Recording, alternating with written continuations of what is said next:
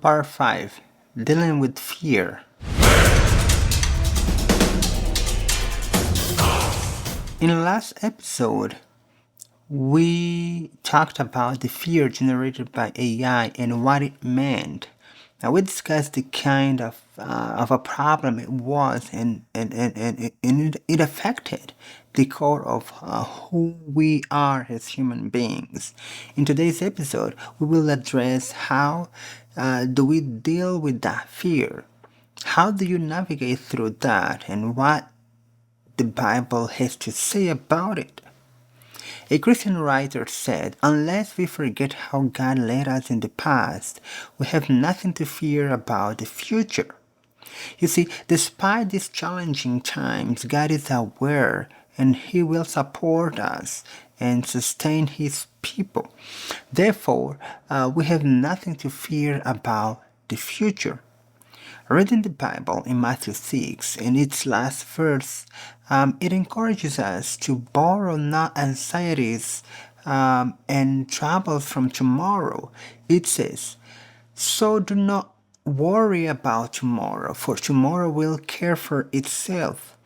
Each day has enough trouble of its own." The invitation is to focus on the present. It can be so easy to be bogged down about tomorrows that we can forget the present. The story of David and Goliath in 1 Samuel 18 represents well how to deal with the fear in the Bible. The Philistines' army and the Israelites were in battle array, each one in one side, and a valley in the middle. A giant soldier from the Philistine challenges a one-on-one battle, a trap, so to say. Whoever party lose the fight would be a slave to the other.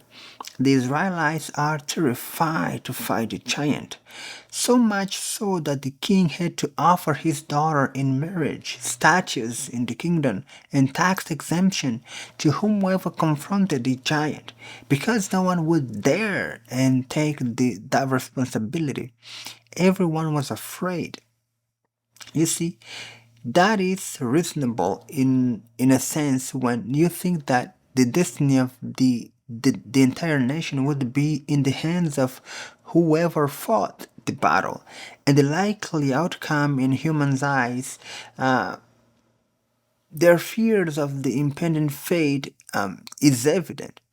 Therefore, no one wanted to fall in that trap by the Philistines. According to the description of Saul in 1 Samuel 9:2, at the time he was the tallest individual in Israel. Of course, I cannot tell how long he remained that. In terms of height, he would be the best candidate, assuming he remained the tallest and a warrior. Because he was also the king, he had the ultimate responsibility over his people, and kings participated in battle during his time. If we go fast forward, we can see that he died on the battlefield. He could have decided to face the giant. The legitimacy of the king taking on the challenge is not far-fetched. Acting as he did is like selling the responsibilities of the kingdom. For more than a month, that challenge kept on going till David took the challenge and defeated the giant in God's power. In a sense, he bought the king's responsibilities in exchange of the king's daughter statues in the empire and tax exemptions.